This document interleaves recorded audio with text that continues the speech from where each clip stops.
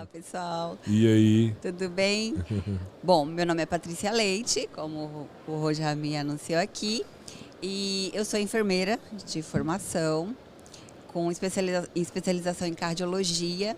E trabalhei por muitos anos na área. E eu morava em Cuiabá.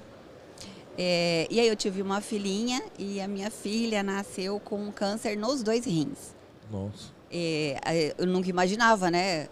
Você projeta uma ideia de ter um filho, você não imagina o que pode acontecer. Mas ela nasceu e o médico já falou, já diagnosticou. Sim. Na verdade, assim, diagnosticou que ela tinha uma malformação. E de imediato a gente viu que ela tinha uma síndrome chamada síndrome de Dennis-Dresch. A criança tem o acometimento dos 2 órgãos, dos rins. E aí ela tinha os 2 rins todos tomados de células malignas. E eu trabalhando. Só que logo que eu tive esse diagnóstico dela, eu parei com todas as minhas atividades de profissional enfermeira e fiquei imaginando, falei, bom, eu já estava fazendo uma pós-graduação aqui em São Paulo, que eu vinha todo final de semana. E aí eu tinha dado uma pausa na pós por causa da gestação e já tinha um pouco de contato com a equipe médica daqui. Então eu falei, bom, eu vou levar ela para São Paulo para fazer o tratamento lá, por causa da assistência médica, todo o amparo que eu acredito que eu terei melhor lá do que aqui. E trouxe ela para cá. Quando eu trouxe a minha filhinha para cá, ela foi tratada. Infelizmente não deu para segurar nenhum dos rins, ela foi retirado todos os 2 e ela entrou para a máquina de hemodiálise com 4 meses de vida. Nossa. E ela começou a hemodiálise intermitente, né? O bebê de baixo peso não é igual um adulto. O adulto faz hemodiálise 2 vezes na semana, 3 vezes na semana. A criança, o bebê ainda mais em baixo peso, não, precisa ser todos os dias. E no Brasil e no mundo nós temos uma referência e isso é muito edificante para mim e foi um dos meus motivos para trazer a Briana para cá. Foi porque nós temos aqui no Samaritano de São Paulo uma das referências para a hemodiálise infantil em criança de baixo peso, porque é muito difícil fazer. Imagina você hemodializar a criança com menos de 1 quilo. É muito complicado, é complexo. E aí eu vim para cá para ela fazer todo esse tratamento. Ela entrou na hemodiálise, só que ela era uma criança bem estável e eu muito preocupada, né? Aí conversando com a equipe médica, eu falei, doutora, eu gostaria muito de doar o meu rim para ela. Aí ela, mas Patrícia, o rim, ele tem um tempo de vida útil. Não é assim, transplantou, acabou o problema. Vai transplantar e esse rim, ele vai durar mais ou menos 15 anos. É uma vida útil, né? Porque a criança toma um monte de imunossupressores e as mesmas drogas que são administradas para manter o rim ali saudável sem rejeitar, são as mesmas drogas que fazem o rinzinho em algum momento parar de funcionar. Então ela falou, deixa para você doar futuramente, porque ela pode transplantar um doador cadáver agora e aí futuramente a gente pode doar o seu. Só que ela era muito instável e eu apavorei a equipe médica. Eu falei, não, eu quero doar porque a gente vai perder ela. E o seu servia nela? O fato de ser adulta e criança não tem diferença? Tem uma diferença de tamanho, mas um adulto saudável até 60 anos de idade, o rim dele serve numa criança de 1 aninho. Não sabia. Sim, ele vai, logicamente ele não é colocado na anatomia ali, como fica o nosso rinzinho. Ele fica meio que intraabdominal, mas cabe. Entendi. E aí eu acabei deixando a equipe médica bem apavorada, porque eu fiquei com medo de perder a Bibi. E a equipe acabou consentindo também, falou, realmente ela é uma criança que precisa de um pouco mais de cuidado, acho que vale a pena, sim, a gente fazer o transplante. E eles aceitaram, e eu doei o meu rim para ela. E eu voltei para Cuiabá, ela ficou super bem, tranquila, estável. E nós ficamos 3 anos na minha cidade. Eu vinha para cá 1 vez no mês para ela fazer acompanhamento. Mas no decorrer de todo esse período, retornou o câncer novamente. E aí eu voltei para cá. Aí quando eu voltei para cá, foi o momento que eu fiquei mais tempo cuidando dela, abri mão de todo o processo de trabalho. Eu falei, não dá para eu conseguir conciliar, cuidar dela e trabalhar. Então, eu saí do trabalho e vim para cá e fiquei morando aqui e fazia hemodiálise todos os dias. Não. E a Bibi, ela teve alguns momentos, como toda criança que passa por um longo tempo de tratamento de câncer, por ser uma doença que exige muito deles, eles ficam, às vezes, 1 ano, 2 anos de internação. Por quê? Porque algumas quimioterapias não podem ser feitas fora do hospital. Outras sim, porque faz a quimioterapia, volta para casa, aí espera uma outra sessão de químio e volta.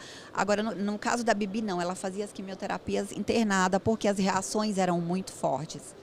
E aí essas crianças cansam, elas chegam a um momento de o psicológico não tá legal, não aguentar, né? Porque imagina, para nós adultos e para eles crianças, é muito mais pesado, porque eles deixam de ser criança, eles deixam de ir para a escola, deixa de brincar, deixa de perde toda... Tem a privação total da vida. É porque o tratamento é bem agressivo, né? Adultos, né? Assim, apesar de que é pro bem, sim, mas E a convivência dessas crianças é o tempo todo com o adulto e convivendo com o assunto de adulto, né, também.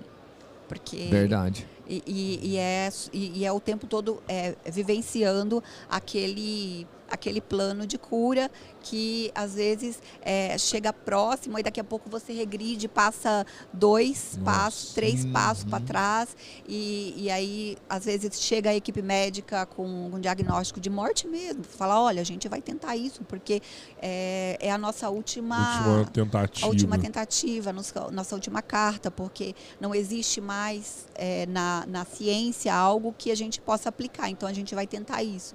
Então nós tínhamos muito esse tipo de conversa com a equipe médica. E a Bibi vivenciava tudo isso, a gente nunca escondia nada dela.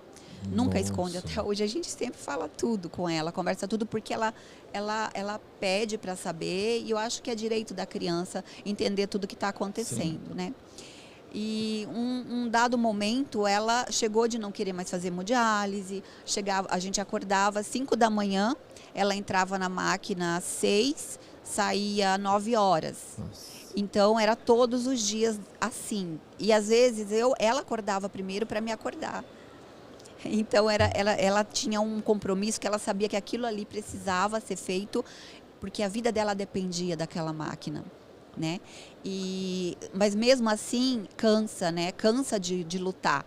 Então, ela não queria mais ir para a máquina, ela passou por uma fase difícil de quimioterapia, quando a equipe médica percebeu que ela estava indo já para o 3º tumor e a equipe falou, olha, uma criança de 6 anos já indo para o 3º tumor diferente, a gente vai optar por fazer um transplante de medula. Só que quando eles optaram por esse transplante, ela ainda estava na máquina de hemodiálise. Então, era um transplante de medula, que é um transplante extremamente agressivo, numa criança que não tem rim para filtrar toda a droga. Então, você imagina que tudo que é droga que foi administrado ficava fazendo toxicidade cerebral, ela teve toxicidade hepática, teve todos os problemas que uma quimioterapia vem trazendo no momento que é administrada a medicação. Então, ela sofreu muito, muito, muito. Ficou muito tempo, ficou um tempinho em coma, até se recuperar, mas foi feita esse transplante de medula autólogo. Que Vocês conseguiram fazer o transplante de medula nela, então? Conseguimos, porque não precisou de um doador. E foi rápido, graças a Deus, porque foi no dela cabia o autólogo, que eles tiram a medula, congela, aplica os quimioterápicos e depois devolve a medula para a criança. E então foi feito.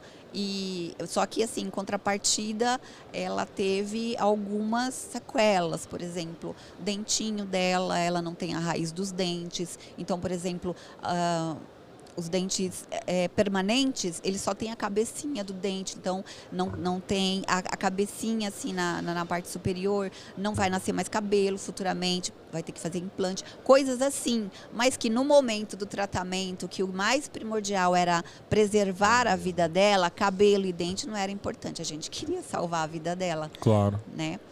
E aí o capitão entrou na minha vida nesse momento, no momento em que a Briana estava desistindo de viver, ela estava, sabe, a criança, ela fica, quando você percebe a criança mais calada, mais introspectiva, não quer brincar, não quer conversar muito, ela ficava muito assim, olhando para o, sabe, assim, quietinha, sabe? Uhum. E ela é uma criança muito alegre.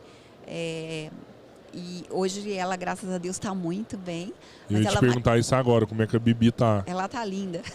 Que bom, graças a Deus. Com quantos anos? Ela tá com 12. Ah, que massa. E aí, nesse momento que ela tava dessa maneira, eles ficam muito presos em tecnologia, iPad, celular, no YouTube e tudo. E aí foi o dia que ela viu o capitão indo visitar o garotinho. Lá de Porto Alegre. Ela viu na internet Capitão a Arthur. parada. Aí ela chegou pra mim com o iPad e eu tava do lado da cadeira dela lá na hemodiálise e ela falou assim, mamãe, tem uns heróis que tava visitando uma criança careca igual eu. Aí eu falei, cadê? Aí ela me mostrou, olha só. Ai, tão bonitinho, né? Mamãe, traz eles aqui. Eu falei, meu Deus do céu, o que eu vou fazer pra trazer esse pessoal? Aonde eu vou arrumar isso? Tipo, aonde eu vou achar?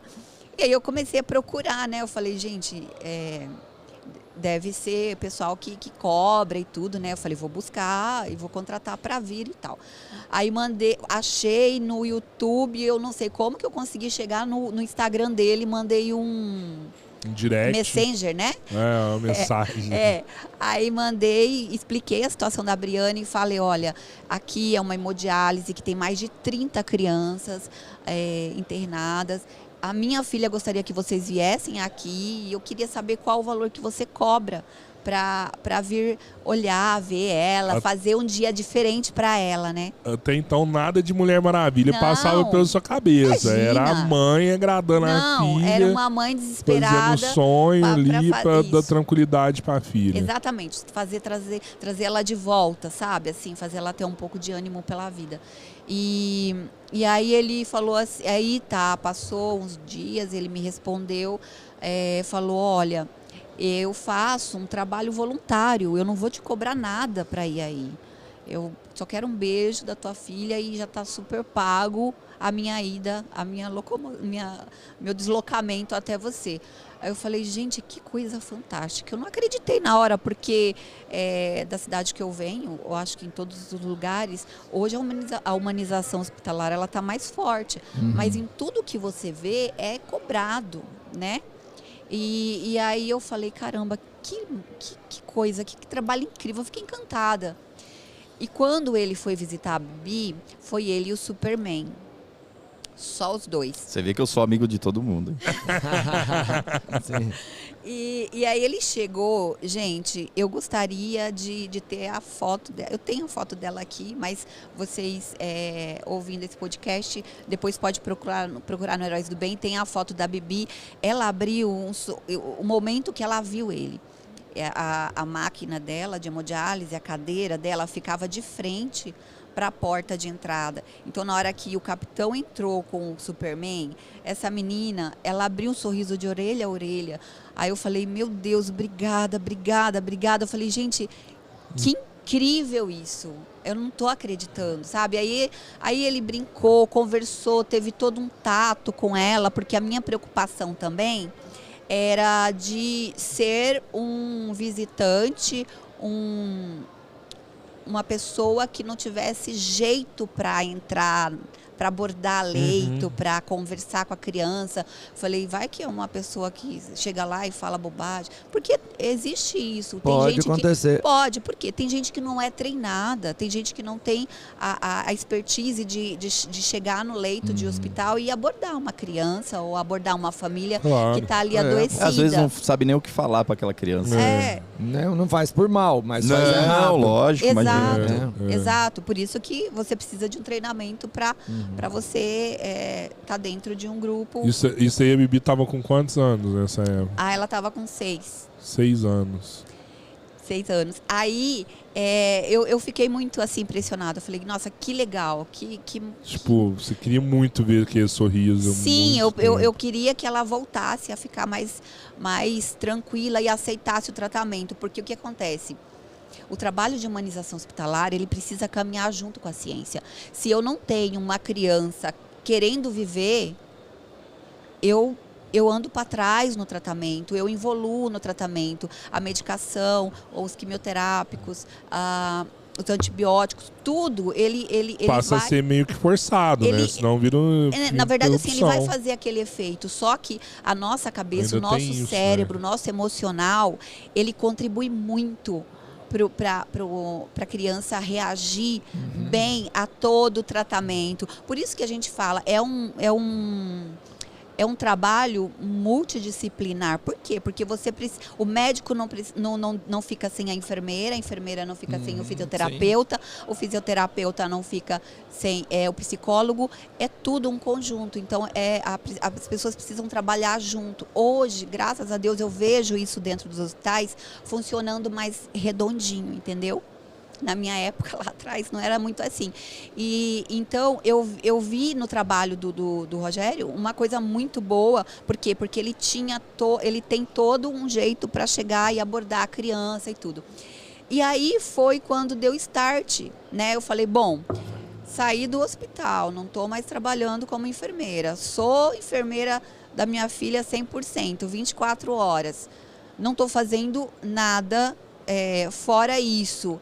Eu preciso fazer alguma coisa para retribuir exatamente da maneira que esse rapaz fez para minha filha. Mas você já estava fazendo coisa pra caramba, né? Que cuidar da sua filha. Claro, mas dá mulher trabalhão, né? Já era uma heroína.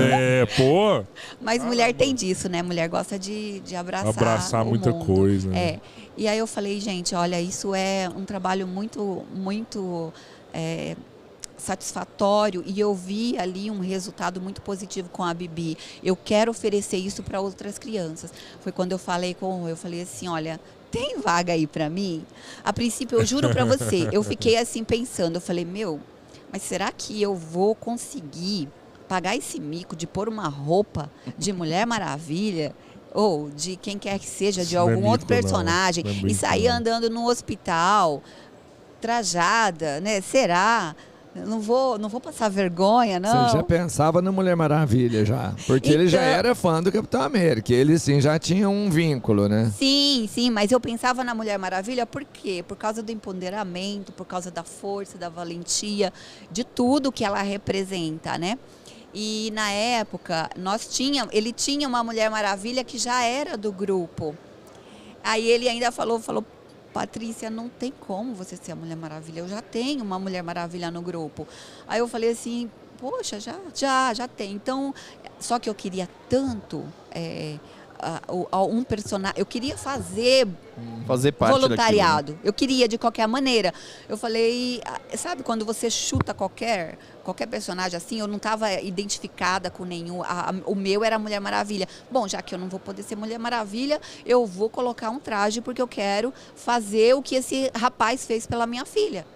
Aí eu comecei como a Mulher Gato no início e depois a nossa Mulher Maravilha saiu e eu comecei como Mulher Maravilha, mas era o meu sonho fazer o projeto como Mulher Maravilha. E aí eu entrei, foi assim que eu comecei no Heróis do Bem.